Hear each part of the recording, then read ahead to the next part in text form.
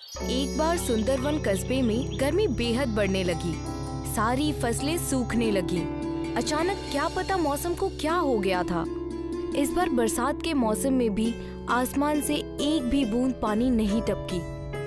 सुंदरवन कस्बे के सारे लोग बेहद परेशान थे। आखिरकार इन्हें पानी के लिए दर दर भटकना पड़ रहा था। पता नहीं इस बार इंद्रदेव हमसे क्यों नाराज हैं।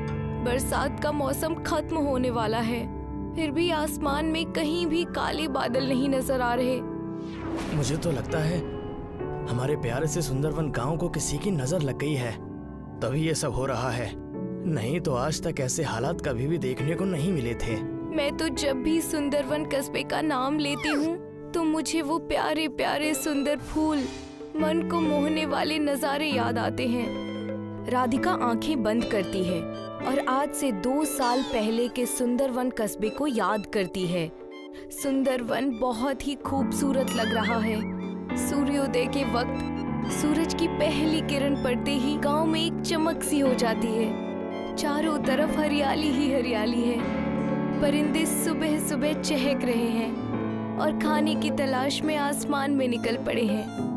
औरतें कुएं से पानी भर कर आ रही हैं। किसान अपने बैलों को लेकर खेतों की ओर बढ़ रहे हैं। बच्चे अपने स्कूल बैग लेकर स्कूल की ओर बढ़ रहे हैं। सभी लोग बेहद खुश दिखाई दे रहे हैं। राधिका एक सुनहरे सपने की तरह इन सब को याद कर रही थी कि तभी वीरेंद्र उसे सपने से जगाता है। अरे कहाँ खो गई? आजकल खुली आंखों से भी ख्वाब देखने लगी हो क्या? सपना नहीं देख रही थी, आज से 2 साल पहले के सुंदरवन को याद कर रही थी। हाँ यार, वो भी क्या दिन थे जब इस गांव में खुशहाली खुशहाली, हरियाली हरियाली और चारों तरफ चकाचौंध थी। लोग इस गांव को देखने के लिए, यहाँ की खूबसूरती देखने के लिए दूर दूर से आया करते थे। और एक आज का दिन है, इस गांव में जीना मुश्किल हो गया है। पता नहीं आगे क्या होगा। फसलें सूख जाने से पूरे कस्बे में अनाज की किल्लत है। किसी के भी घर में इतना राशन नहीं बचा कि वो 1 महीने तक भर पेट खाना खा सके। तुम 1 महीने की बात कर रही हो? हमारे घर में तो ऐसी हालत है कि 1 हफ्ते तक का राशन भी ठीक से नहीं बचा है। मुझे ही पता है कैसे मेरे अब्बू और अम्मी खुद को भूखा रखकर हमारा पेट भर रहे हैं। हे मालिक, हमारी मदद कीजिए, नहीं तो भूख के कारण हमारा ये सुंदरवन शमशान घाट में तब्दील हो जाएगा। मुझे लगता है हमें इस परेशानी को दूर करने के लिए हमें अपने गांव में एक हवन करवाना चाहिए। हाँ, यही सही रहेगा। वीरेंद्र और राधिका कस्बे में जाकर सभी लोगों को हवन के बारे में बताते हैं। सूखे की परेशानी को देखते हुए सभी लोग हवन के लिए तैयार हो जाते हैं। गांव में भगवान के मंदिर के सामने एक बहुत बड़ा हवन किया जाता है। हवन खत्म होने पर इस कस्बे में एक साधु बाबा आते हैं। भिक्षाम देहि माहि। साधु बाबा एक एक करके सबके दरवाजे पर जाते हैं। हे माई, ये साधु कई दिनों से भूखा है, कुछ खाने के लिए दे दो। बाबा, घर में तो कल रात से चूल्हा नहीं जला है। मैं एक दिन छोड़कर एक दिन खाना बनाती हूँ क्योंकि घर में उतना राशन ही नहीं है। ये सुनकर साधु बाबा जैसे ही उस घर से निकलने लगते हैं, वो औरत उन साधु बाबा को आवाज लगाती है, रुक जाइए बाबा, आप मेरे घर से खाली हाथ नहीं जा सकते। और वो औरत घर में जो भी राशन बचा है वो साधु बाबा की झोली में डाल देती है। ऊपर वाला तुम्हारा ख्याल रखे और तुम्हारी सारी मुसीबतों को दूर करे। साधु उस औरत को ढेर सारी दुआएं देकर और भिक्षा लेकर वहाँ से दूसरे घर की ओर चले जाते हैं। साधु को एक कुटिया दिखाई देती है जिसमें एक खानदान खाना खा रहा होता है।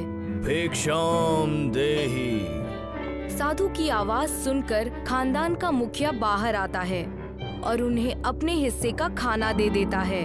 साधु उस मुखिया के हिस्से की 1 रोटी खाते हैं पर उससे उनका पेट नहीं भरता। साधु के चेहरे पर खुशी न देखकर खानदान का मुखिया घर के अंदर जाता है और अपनी बीवी का खाना लाकर भी साधु बाबा को दे देता है। साधु बाबा ये 1 रोटी और खा लेते हैं पर इससे भी उनका पेट नहीं भरता।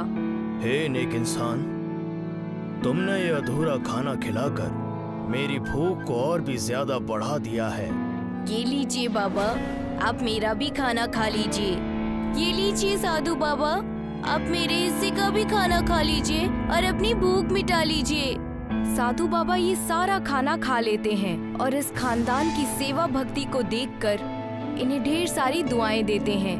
हे नेक इंसान, मैं तुम्हारी इंसानियत और नेक दिली देखकर बहुत खुश हुआ और दंग रह गया हूँ। तुमने और तुम्हारे खानदान ने खुद को भूखा रखकर आज मेरा पेट भरा है। ऊपर वाला तुम्हारा ख्याल रखे, तुम्हारी सारी मुसीबतों को दूर करे। साधु बाबा इन्हें दुआएं देकर अगले दरवाजे की ओर बढ़ते हैं। ऐसा करते करते साधु बाबा पूरे सुंदरवन कस्बे में घूमते हैं और भिक्षा मांगते हैं। देखते ही देखते शाम हो जाती है और साधु बाबा उस गांव से चले जाते हैं। कस्बे के सभी लोगों के पास जो भी कुछ था वो सब कुछ उन्होंने साधु बाबा को दान में दे दिया। अब किसी के पास अगले दिन खाने के लिए एक निवाला भी नहीं बचा था। पर जैसे ही सुबह होती है और सूरज निकलता है तो सुंदरवन कस्बे के नजारे को देखकर सभी लोग हैरान रह जाते हैं, क्योंकि कस्बे के एक तरफ से पानी की नदी और दूसरी तरफ से चावल की नदी बहने लगी है। हाँ, ये तो सचमुच में ईश्वर की कृपा हो गई गांव पर। सभी कस्बे वालों ने एक नदी से पानी और दूसरी नदी से चावल लिए और कस्बे में एक बहुत